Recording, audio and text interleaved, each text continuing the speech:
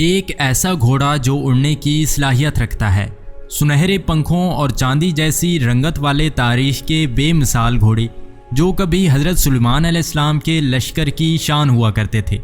لیکن حضرت سلیمان علیہ السلام نے ان گھوڑوں کے پنکھ کیوں کٹوا دیے؟ ہم آج کی اس ویڈیو میں ان نایاب گھوڑوں کی مکمل تاریخ کو جانیں گے۔ زمانہ قدیم میں گھوڑے ایک بیش قیمت جانور تھے جو نہ صرف سواری بلکہ جنگی قوت کے طور پر بھی استعمال ہوتے تھے۔ لوگ گھوڑے کی خرید و فروخت کے ساتھ مخصوص کاغذات بھی رکھتے تھے جن میں ان کے مالک، موجودہ مالک، ماں باپ، تاریخ پیدائش اور گھوڑے کا مکمل شجرہ نسب بھی ہوتا تھا۔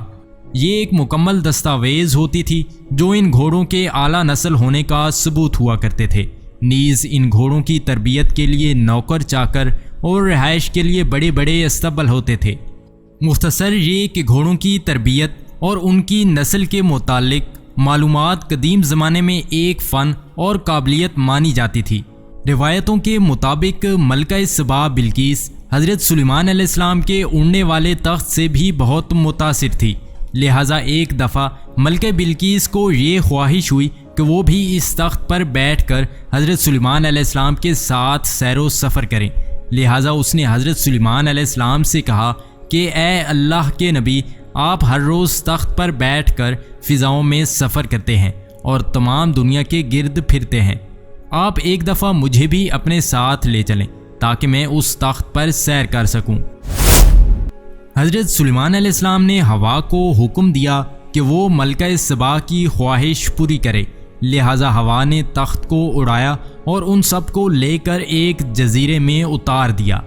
روایت ہے کہ حضرت سلیمان علیہ السلام کا تخت جس جزیرے پر اترا وہ 7 سمندروں کے بیچ کی جگہ یعنی کہ ایک جزیرہ تھی۔ ملکہ بلقیس یہاں کا سبزہ اور نہریں دیکھ کر بہت خوش ہوئی۔ یہاں اس نے ایک عجیب و غریب قسم کے گھوڑے دیکھے جن کے بالوں میں پر نکلے ہوئے تھے۔ ان گھوڑوں نے حضرت سلیمان علیہ السلام اور ان کے لشکر کو دیکھا تو گھبرا کر پرندوں کی طرح پرواز کر گئے اور نظروں سے اوجھل ہو گئے۔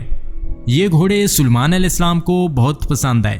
ملکہ سبا نے بھی ان گھوڑوں کو بہت پسند کیا، لیکن اب وہ ان کی دسترس سے نکل چکے تھے، لہٰذا جب سلیمان علیہ السلام وہاں سے واپس اپنے محل آئے تو انہوں نے جنوں کو حکم دیا کہ وہ ان گھوڑوں کو جہاں کہیں بھی ہوں وہاں سے پکڑنا ہے۔ ان جنوں نے کہا، ہم خشکی کے جن دریاؤں اور سمندروں میں اختیار نہیں رکھتے، وہ گھوڑے سمندروں میں روپوش ہو چکے ہیں، اس لیے اب اگر ان کو وہاں سے کوئی لا سکتا ہے تو وہ ایک سمندری جن ہے۔ حضرت سلیمان علیہ السلام نے پوچھا کہ وہ جن جس کا سمندروں پر اختیار ہے وہ کہاں ہے؟ جنوں نے جواب دیا کہ اس جن نے آپ کی اطاعت سے انکار کر دیا اور وہ آپ سے باغی ہو کر سمندر کی تہ میں چھپ گیا ہے۔ حضرت سلیمان علیہ السلام نے اس جن کو پکڑ کر لانے کا حکم دیا، لہٰذا آپ علیہ السلام کے غلام جنوں نے سمندر کے پاس جا کر آواز لگائی کہ اے جن، تو جس بادشاہ کے ڈر سے چھپا ہے اس کا انتقال ہو گیا ہے، لہٰذا اب تو باہر آ جا کیونکہ اب تمام جن آزاد ہو چکے ہیں۔ جب سمندر کے اس جن نے ان کی آواز سنی تو وہ جن اپنے ساتھیوں کے ساتھ سمندر سے باہر آ گیا۔ باہر آتے ہی اسے اور اس کے ساتھیوں کو گرفتار کر کے حضرت سلیمان علیہ السلام کی خدمت میں پیش کر دیا گیا۔ حضرت سلیمان علیہ السلام کو دیکھ کر جن دھر دھر کانپنے لگے اور اس نے آپ کی اطاعت قبول کر لی۔ حضرت سلیمان علیہ السلام نے سمندری جن سے کہا کہ میں ایک جزیرے پر گیا تھا تو میں نے وہاں گھوڑوں کی ایک عجیب و غریب نسل دیکھی جن کے بازوں کی جگہ پر ہیں اور وہ اڑتے ہیں۔ سمندری جنوں نے کہا، ہمیں معلوم ہے کہ وہ گھوڑے کہاں چھپے ہیں، لہٰذا حضرت سلیمان علیہ السلام نے انہیں اس گھوڑے کو لانے کا حکم دیا۔ لہٰذا جب وہ گھوڑے ایک چشمے سے پانی پی رہے تھے تو ان جنوں نے اپنی تدبیر اور ہوشیاری سے ان گھوڑوں کو پکڑ لیا اور حضرت سلیمان علیہ السلام کی خدمت میں پیش کر دیا۔ یہ گھوڑے نہایت ہی عمدہ نسل کے تھے جن کا نام جیاد تھا۔ لفظ جیاد جیت کی جمع ہے جس کے معنی تیز رفتار ہوتا ہے۔ سلیمان علیہ السلام کے پاس ایک عظیم الشان لشکر تھا جن میں انسان، جنات، جانور اور پرندوں کے الگ الگ دستے ہوتے تھے۔ لہٰذا حضرت سلیمان علیہ السلام نے اپنے لشکر میں ان اعلیٰ نسل کے تیز رفتار گھوڑوں کے لیے ایک الگ دستہ بنا دیا جو جنگوں اور فتوحات میں حضرت سلیمان علیہ السلام کے لشکر میں سب سے اہم رول ادا کرتے اور حضرت سلیمان علیہ السلام کی فوجی طاقت بن گئے۔ ایک دن کا واقعہ ہے کہ شام کے وقت حضرت سلیمان علیہ السلام ان گھوڑوں کو دیکھ رہے تھے اور ان کے بالوں اور پیشانی پر پیار سے ہاتھ پھیر رہے تھے۔ آپ ان گھوڑوں کی دیکھ بھال میں اس طرح مشغول ہو گئے کہ سورج ڈوب گیا اور عصر کی نماز قضا ہو گئی۔ چنانچہ جب آپ نے نظر اٹھائی تو وہ گھوڑے نگاہ سے اوجھل ہو چکے تھے۔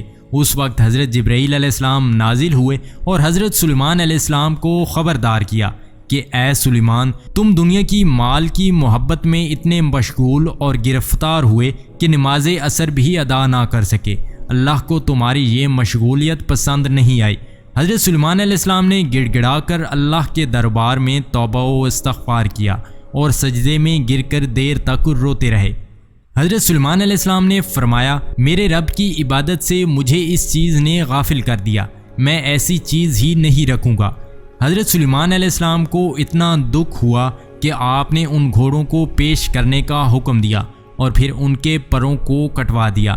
لہٰذا ان اعلیٰ نسل جعاد گھوڑوں کے پروں کو کاٹ دیے گئے اور پھر آج تک ان کے پر پھر دوبارہ نہیں نکل سکے۔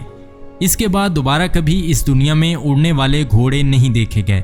اللہ نے حضرت سلیمان علیہ السلام کی توبہ قبول فرمائی اور ان کو گھوڑوں کے بدلے ہوا پر اختیار دے دیا گیا۔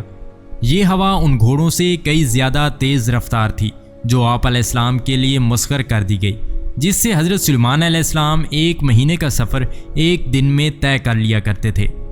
قرآن مجید میں اس واقعے کا ذکر کچھ یوں آیا ہے، اور ہم نے داؤد کو سلیمان عطا کیا، وہ کیسا اچھا بندہ تھا، بے شک وہ رجوع کرنے والا تھا۔ جب اس کے سامنے شام کے وقت تیز رفتار گھوڑے حاضر کیے گئے تو اس نے کہا، میں نے مال کی محبت کو یاد الہی سے عزیز سمجھا یہاں تک کہ سورج غروب ہو گیا۔ ان گھوڑوں کو دوبارہ میرے سامنے لاؤ۔ پھر انہوں نے ان کے پنڈلیوں اور گردنوں پر ہاتھ پھیرنا شروع کر دیا۔ بعض لوگ حضرت سلیمان علیہ السلام کے ان گھوڑوں کو ایک عام عربی گھوڑوں ہی کی نسل قرار دیتے ہیں اور اڑنے والے گھوڑوں کو محض قصے کہانیوں اور داستانوں کی باتیں مانتے ہیں، جبکہ احادیث میں اس بات کی واضح دلیل ملتے ہیں، جیسا کہ روایات میں آتا ہے کہ نبی کریم صلی اللہ علیہ وآلہ وسلم خیبر کے سفر سے واپس آئے تو گھر میں تشریف فرما ہوئے۔ جب تیز ہوا کے جھونکے سے گھر کے ہونے کا پردہ ہٹ گیا، وہاں سیدہ عائشہ کے کھیلنے کی گڑیاں رکھی ہوئی تھیں۔ نبی کریم صلی اللہ علیہ وآلہ وسلم کی نظر بھی ان پر پڑ گئی۔ دریافت کیا کہ یہ کیا چیز ہے؟ حضرت عائشہ نے جواب دیا، یہ میری گڑیاں ہیں۔ آپ علیہ السلام نے دیکھا کہ ان کے بیچ ایک گھوڑا سا بنا ہوا ہے جس کے 2 پر بھی کپڑے کے لگے ہوئے ہیں۔ پوچھا، یہ کیا ہے؟ کہا، گھوڑا ہے۔ فرمایا، اور یہ ان کے پر دونوں طرف کپڑے کے کیا بنے ہوئے ہیں؟ کہا، یہ دونوں ان کے پر ہیں۔ حضرت عائشہ نے فرمایا، کیا آپ نے نہیں سنا کہ حضرت سلیمان کے پردار گھوڑے تھے؟ یہ سن کر نبی کریم صلی اللہ علیہ وآلہ وسلم ہنسے، یہاں تک کہ آپ کے آخری دانت دکھائی دینے لگے۔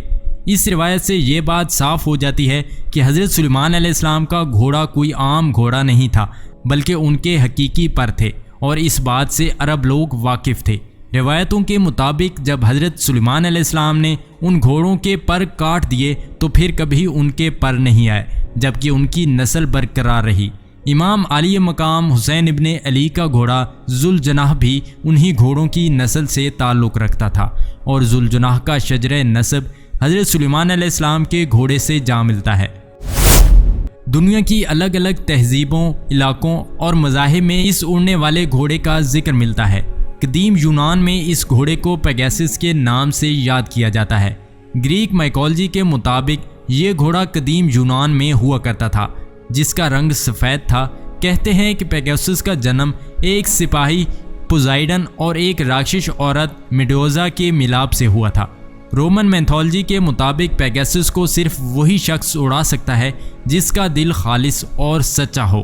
یہ گھوڑا نہایت ہی عقل مند اور طاقتور ہوتا ہے۔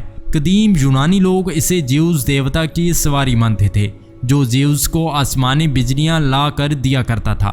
تاریخ میں جس یونیکارن گھوڑے کا ذکر ملتا ہے وہ بھی اس پیگاسس کی نسل سے تعلق رکھتا تھا جس کی پیشانی پر ایک سنگ ہوا کرتا تھا۔ یہ ایک طلسماتی اور خوبصورت سنگ تھا جس سے کئی بیماریوں کا علاج ہوتا تھا۔ یونیکارن کا ذکر جاپان، چین، روس اور یورپی ممالک کے قصے کہانیوں میں آیا ہے۔ کہتے ہیں کہ یونیکارن دراصل سندھو گھاٹی میں رہا کرتے تھے اور دنیا میں آخری بار بھی انہیں یہیں دیکھا گیا تھا۔ پیارے دوستو، اگر ویڈیو پسند آئی ہے تو ویڈیو کو ایک لائک اور چینل کو سبسکرائب کرنا نہ بھولیے گا۔ ملتے ہیں ایک اور ویڈیو میں، تب تک کے لیے اپنا بہت سارا خیال رکھیے گا۔ اللہ حافظ۔